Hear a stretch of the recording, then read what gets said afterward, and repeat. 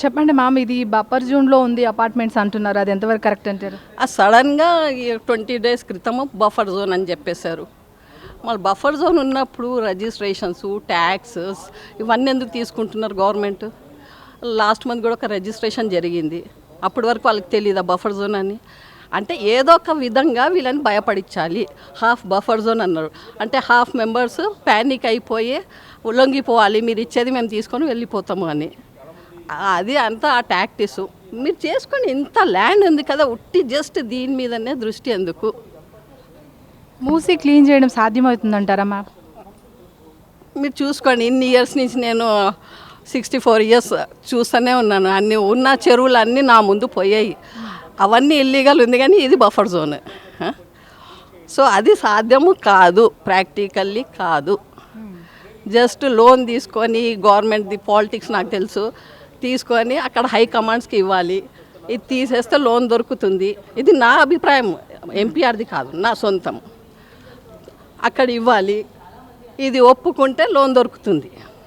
అందుకే జబర్దస్తి దీన్ని చేస్తున్నారు. అసలు ఇంత మంచి దాన్ని ఎందుకు కూలగొట్టి మళ్ళీ నష్టపరిహారం ఇవ్వాలి?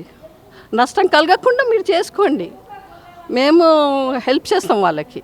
మేడం, ఇది ఇల్లీగల్ ప్రాపర్టీ అంటున్నారు, అది ఎంతవరకు నిజమంటారు? మరి అదే అంటున్నాయి, 9 meters అది బఫర్ జోన్ అని తెలుసు ముందు నుంచి. ఇల్లీగల్ అని ఎవరంటున్నారు? ప్రభుత్వం. ఎవరితో అన్నది? ప్రభుత్వం. ఇక్కడికి వచ్చి ఇప్పుడు మాట్లాడలేదా మేడం? మీకు వచ్చి ఏం చెప్పారు ఇక్కడ ప్రభుత్వం? ఇక్కడ ఎవరు రాలేదు, ఏ ప్రభుత్వం రాలేదు. జస్ట్ ఆ నోటిఫికేషన్ ఏదో వచ్చింది సడన్, ఆ బఫర్ జోన్ అని అదొక దాని మీద వేసాడు. అది పేపర్ కట్టింగే అది, నాకు తెలిసినంత మటుకు. ఆ బఫర్ జోన్ అని సడన్ వేసేసారు. వేసినప్పుడు ఇన్ని ఏళ్ళ నుంచి ఎందుకు మీరు ట్యాక్స్ తీసుకుంటాను? ఎన్ని రోజుల నుంచి తెలీదా మీకు? బఫర్ జోన్ అంటే మళ్ళీ ఎంతవరకు ఉంది బఫర్ జోన్? అన్నీ ఇదే కాదు, మా వాళ్ళు కూడా ఉన్నారు అక్కడ, ట్రిప్లెక్స్ హౌసెస్ ఉన్నాయి. వాళ్ళు రీసెంట్గా గృహప్రవేశం జరిగింది, మళ్ళీ అది బఫర్ జోనే. ఈ బిల్డింగ్ అసలు జీరో వాల్యూ అని అంటున్నారు, అది ఎంతవరకు నిజమంటారు మ్యామ్? అది జీరో వాల్యూ అంటున్నాను కదా. ఏ లోగోకి కీమత్ నైరేతి, దీని విలువ ఏ గవర్నమెంట్ ఇవ్వలేదు. జస్ట్ డబ్బులతోటి విలువ ఉండదు మనిషికి, అర్థమైందా? వాళ్ళు జీరో వాల్యూ అనుకుంటే మా వాల్యూ మాకు తెలుసు. మీకు అమౌంట్ కట్టించేసి వేరే దగ్గర అపార్ట్మెంట్స్ ఇచ్చి పంపిస్తామంటున్నారు, మీరు వెళ్ళడానికి సిద్ధంగా ఉన్నారా? ఎందుకు వెళ్తాము? నేను అదే గవర్నమెంట్కి అడుగుతాను, మీరు ఇల్లు వదిలేసి మీకు సీట్ వదిలేసి మీరు ఇంకొక సీట్ తీసుకోండి, వెళ్తుందా గవర్నమెంట్? మళ్ళీ మేము ఓటర్స్, మేము మామూలంగా వాళ్ళు వస్తారు, మళ్ళీ మాకు ఇష్టం వచ్చినట్టు వాడుకుంటే ఎలా? మీరు డెవలప్మెంట్ చేసుకోండి, కొంచెం స్టార్ట్ చేయండి, మీ పేరు ఉంటుంది. అసలు పేరు లేదు, ఉట్టిగా ఇది కూలగొట్టాలి. మూసిని అది క్లీన్ చేయడం సాధ్యమవుతుంది అంటారా మేడం? అసలు అవ్వదండి, ఎవరినన్నా అడగండి, అవ్వదు. జస్ట్ అది విసురుతున్నారు తప్ప ఆ మూలంగా ఇది తీయాలి. ఓకే, ఇది తీస్తున్నారు కదా, ముందు స్టార్ట్ చేయండి, తర్వాత నచ్చితే అప్పుడు పబ్లిక్ కూడా సౌకర్యిస్తుంది.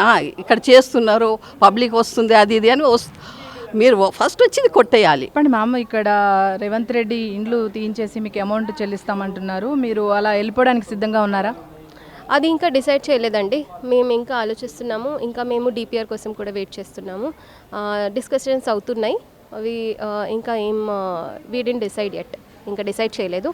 మోస్ట్లీ అయితే మాకు మా ఇల్లులు కావాలి, మా ఇల్లులు ఇష్టము.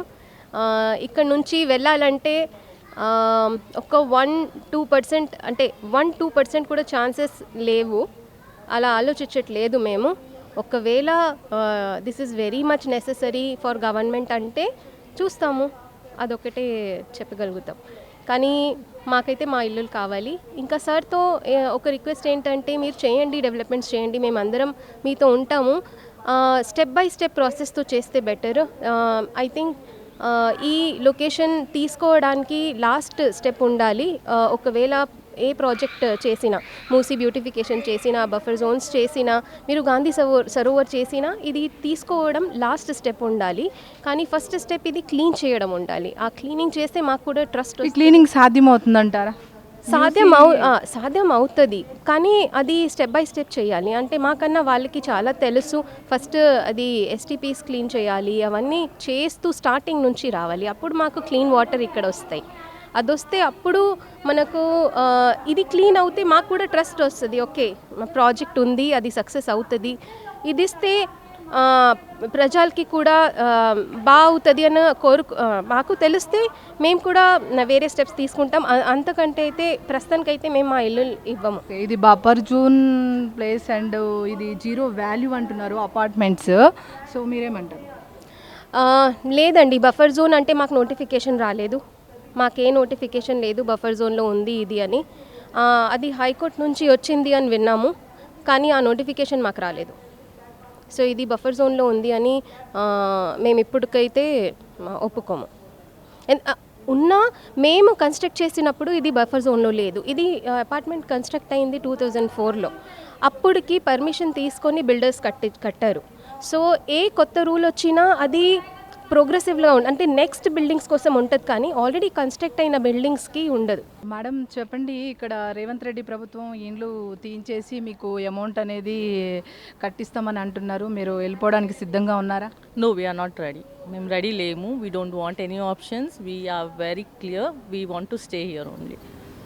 Just ask him to look for other land or whatever he's saying, buffer zone or anything. We don't come under the buffer zone.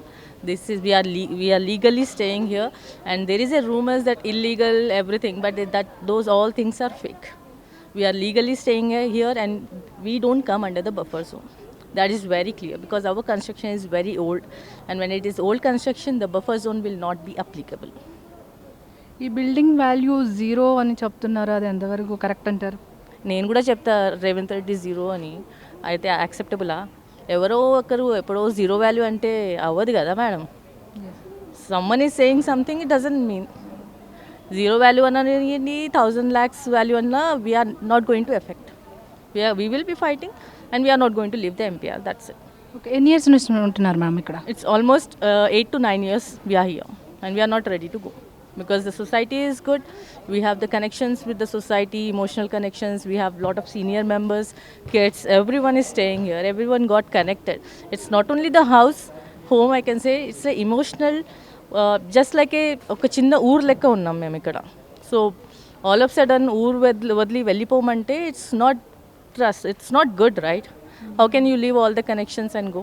This has not been acceptable. So we are not ready to leave. ఇక్కడ మూసీ నది ఉంది, so ఈ మూసీ నదిని clean చేయడం సాధ్యమవుతుందంటారా?